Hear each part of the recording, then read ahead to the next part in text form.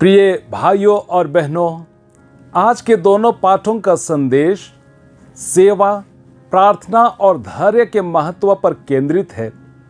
ईश्वर अपने लोगों को किस प्रकार सेवा और विश्वास में बढ़ने के लिए प्रेरित करते हैं।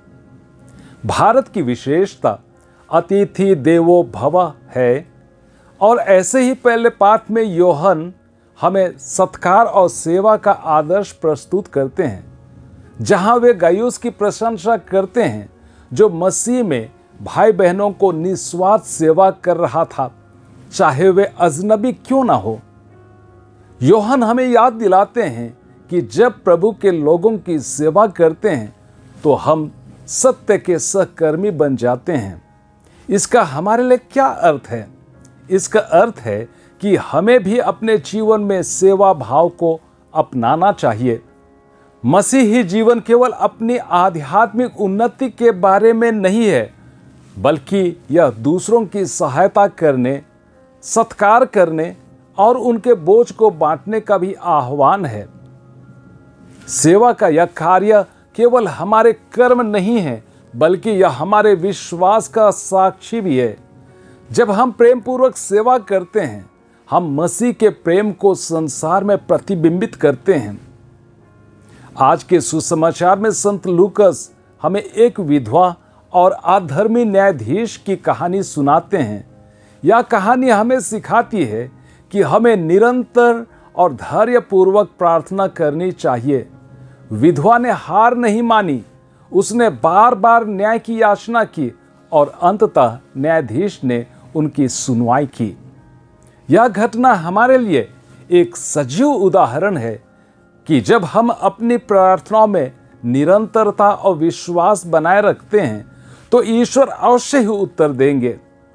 कई बार हमारी प्रार्थनाओं का तुरंत उत्तर नहीं मिलता और हमें निराशा होती है, लेकिन इस कहानी से हम सीखते हैं कि हमें धैर्य रखना चाहिए।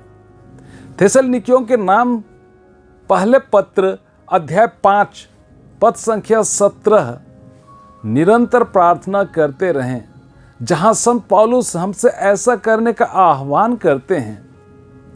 प्रार्थना हमारे श्वास की तरह होना चाहिए जो निरंतर चलता रहता है। प्रार्थना हमारे हृदय की आह और चाह है। प्रार्थना द्वारा हम ईश्वर से जुड़ जाते हैं। वहीं दूसरी ओर हमारा ईश्वर जो प्रेम और न्याय का स्रोत है, हमारी प्रार्थनाओं को सुनता है और उचित समय पर उत्तर देता है। इन दोनों पाठों से हम मुख्य रूप से 3 बातें सीखते हैं। पहला, प्रेम पूर्वक सेवा करना। जब हम दूसरों की सहायता करते हैं तो हम सत्य के सहकर्मी बन जाते हैं और मसीह के प्रेम को दर्शाते हैं। दूसरा, धैर्यपूर्वक प्रार्थना करना। कठिन परिस्थितियों में भी हमें प्रार्थना में भरोसा रखना चाहिए, जैसे विधवा ने किया। तीसरा, सच्चाई में चलना। चाहे सेवा हो या प्रार्थना, हमें सच्चे हृदय और निष्ठा से प्रभु के मार्ग पर चलना चाहिए। प्रिय भाइयों और बहनों, हमें आज इस संदेश को अपने जीवन में अपनाने का प्रयास करना चाहिए।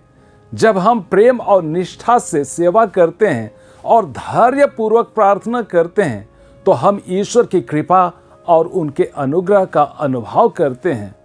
आइए हम अपने जीवन में मसीह के इन गुणों को अपनाएं और सच्चाई के सहकर्मी बने।